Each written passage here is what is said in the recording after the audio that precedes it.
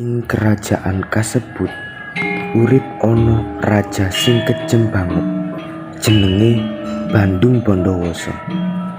Dheweke misuwur ing kerajaane amarga dheweke tansah mateni wong sing ora nuruti omongane. Bandung tansah kepingin ngadhekake wilayahe. Ing sawijining dina, Bandung Bondowoso ketemu karo wong wedok ayu sing jenenge Roro Jonggrang.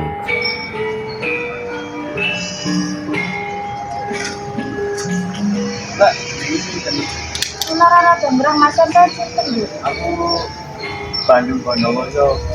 Biasanya sampean ketemu di Kerajaan Prambanan Mas. ayo mbak muter-muter kan. Muter-muter nang ndi Mas? Yang gini-gini wae. Nalika mlaku ora ana sing buka cangkeme lan ora ana obrolan ing dalan. Nalika tekan ing ngisor wit, Bandung Bondowoso ngejak Roro Jonggrang lungguh ing bangku sing katon koyok bangku taman. Wis keseluruh. Sithik Mas. Ya wis ae lho begini sih. Ayo.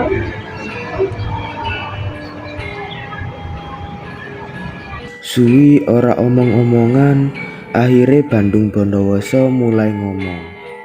Roro. Apa Mas? Oh, kasih tau. Bandung apa iya sampean iki raja? Iya, apa? Apa Mas? Gue yang naik ke Aku iki putri ing kerajaan Prambanan Mas. apa kerajaan itu? Iya Mas. Saiki wis sore aku bali dhisik ya. Apa perlu tak terakhir? Ora usah wis Mas. Bandung Bondowoso wiwit ngamuk lan nuduhake sikap kejem minangka raja lan ngukum loro rakyate sing ngomong sedidik. Hahaha, akhirnya aku iso jadi Roro Jonggrang. Tak suwe mari ki aku iso golek tadi. Hahaha. Bandung Bondowoso wis mulai merajalela, pasti dia soal kejem. Terus apa sih? Apa awak dhewe iso ngadhepi kerajaan Bondowoso? Bandung Bondowoso krungu pacelatone wong Sapa mau sing ngomong ki aku? sing lagi ngomongi awake. Nuwun sewu raja, kula sing nglakokake. Apa sing awakmu ngomongno? Ampun Rojo, Cepet ngomong. Anu, mboten napa-napa raja. Ayo iso, gak usah goro aku mau ngono dhewe ning awakmu ngomong. iku ampun Rojo kula aja dihukum. Ngapain Rojo? Gak iso, awakmu kudu dihukum kabeh. Pati, coba lo nyambuti. Nggih niki raja. Ampun Rojo, loro. Tak sakno iku. ampun Rojo, ngapunten kula sing nglakokake. Ngapunten Rojo. Pati, oh narik loro iki nang penjara. Nggih raja kerajaan.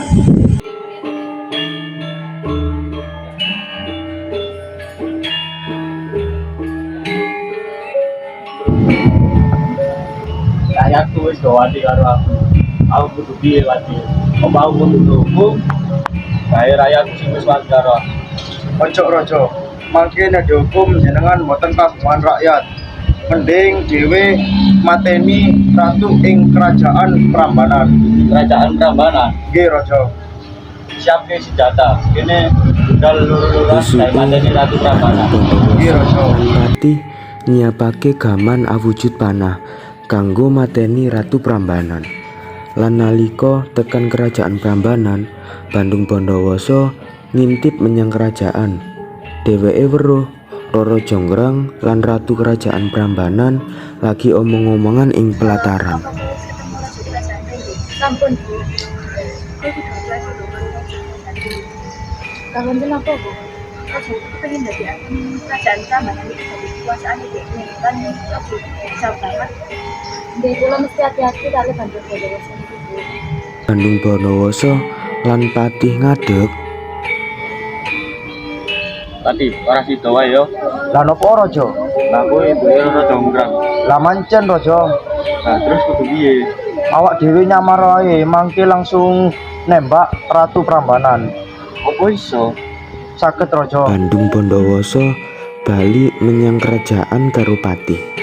Banjur padha nyiapake penyamaran.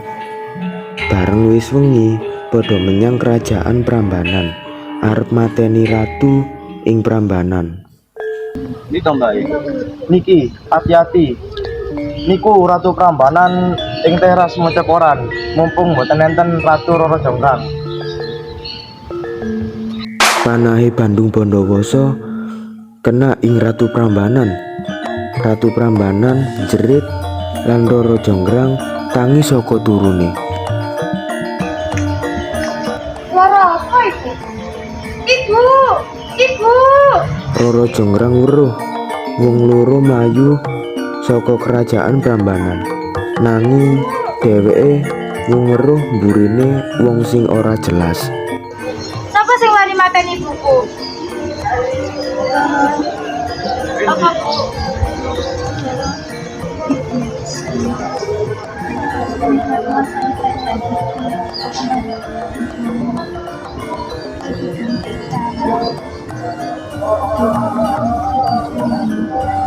Nggih Bu. Ibu aja mati sik Bu. Sawise Ratu Prambanan seda, Roro Jonggrang rumangsa sepi lan dadi pemimpin kerajaan Prambanan. Ing sawijining dina, Bandung Bondowoso ngliwati kerajaan Prambanan.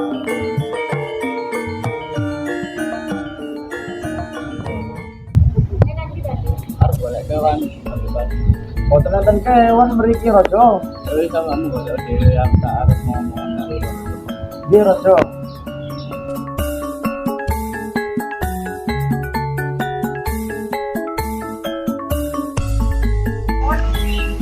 Ora apa kowe ora keseneng ngurus kerajaan kowe ya? Para Bandung aku wis diajari ngurus kerajaan karo ibuku.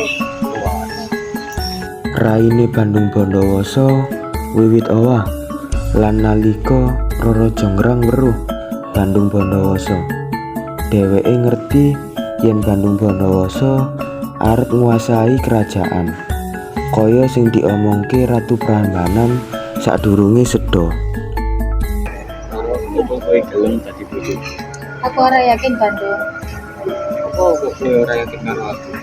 Roro Jonggrang kelingan marang wasiat Ratu Prambanan sadurunge seda.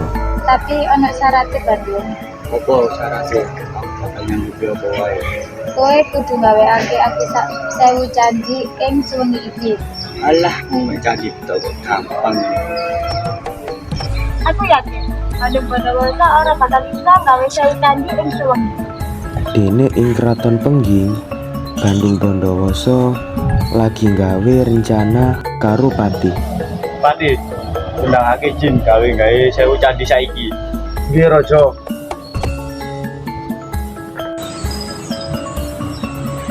Wahai jin, datanglah. Ewangono Bandung Bondowoso gawe 1000 candi.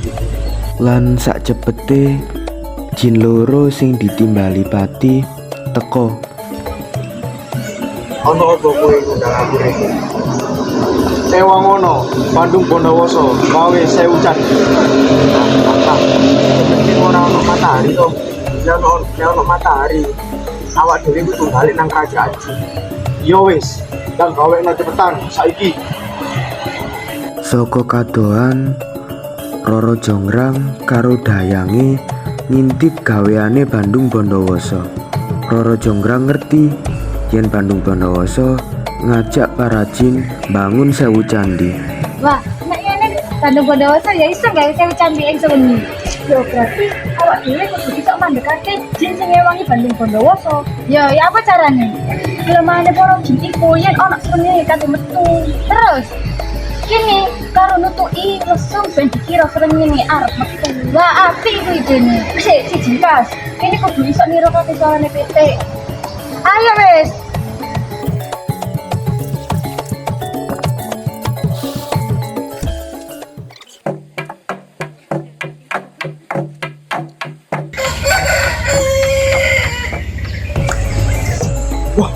Ono suara lesung, ono suarane petik. Kowe kudu balik iki nang kerajaan jin. Loh, jin. Balik ya jin, candine kurang situ. Akhire Bandung Bondowoso nyerah lan nesu banget.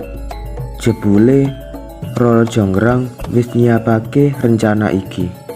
Banjur Bandung Bondowoso nyeluk Roro Jonggrang. Roro, aku wis gawe 1000 candi. Apa yakin ini saya candi? Coba itu. Dene Roro Jonggrang ngitung.